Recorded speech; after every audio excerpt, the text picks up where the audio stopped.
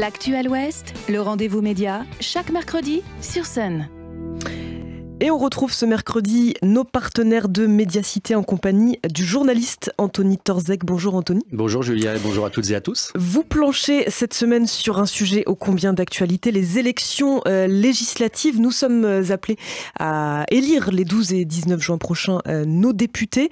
Des députés qui sont choisis, investis par des partis politiques tous les 5 ans. Alors cette année, le contexte est un petit peu particulier, nous allons y revenir. Mais une première question, Anthony. Habituellement, comment se fait ce choix? Comment ça se passe habituellement en cette veille d'élections législatives? Alors c'est vrai qu'on a voulu répondre à une question que se posent beaucoup d'électeurs, mais comment sont choisis les candidats? On a essayé de rentrer un peu dans la tambouille interne de chaque parti politique, et ça dépend des partis en fait. Vous avez alors les partis historiques, je vais les présenter comme ça, Parti socialiste, les Républicains, gauche-droite.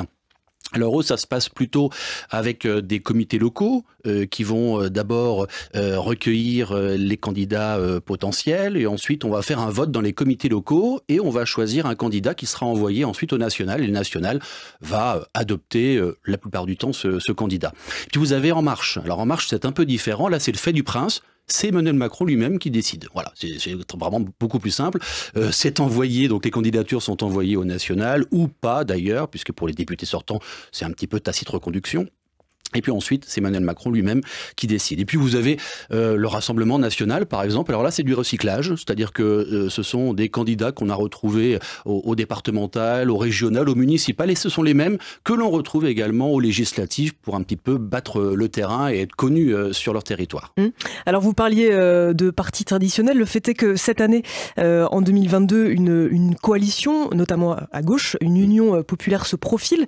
Là, qu'est-ce qui va changer justement, dû à cette coalition? Alors, le problème, c'est que ça s'est passé comme avant les présidentielles, c'est-à-dire que tous les partis, le Parti socialiste, la France insoumise, le Parti communiste, ont choisi leurs candidats, ont trouvé des candidats, sauf que maintenant, eh bien, il faut dire à ces candidats, bah non, tu seras pas sur la liste parce que on a fait union avec le PS, le PC et la France insoumise. Bon, à l'heure où nous enregistrons, tout n'est pas encore très clair au niveau du Parti socialiste, mais là, il va falloir que, eh bien, chacun négocie, et ça se fait là au plan national, donc le local est complètement dépossédé.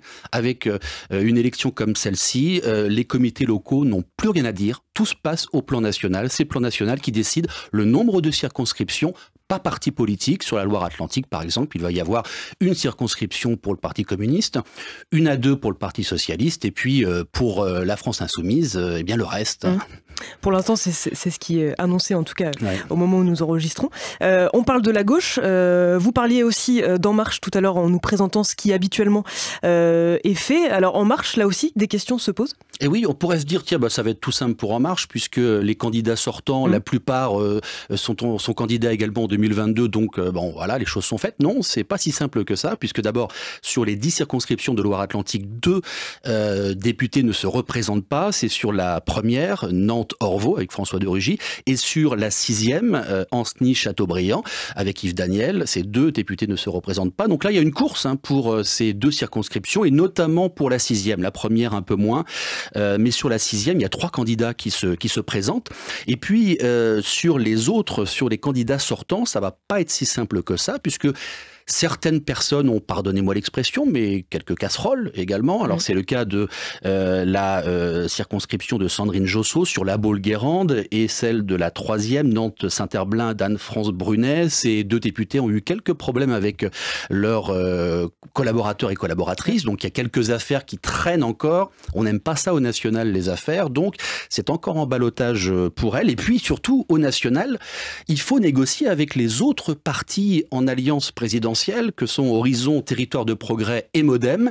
Et là, eh bien, ça se fait au plan national avec l'arbitrage final, là encore, d'Emmanuel Macron. Ces questions d'investiture, elles sont à retrouver dans votre article, à paraître donc demain sur le site de ce média, Médiacité d'investigation en ligne locale, médiacité.fr. Merci beaucoup Anthony. Merci Julia.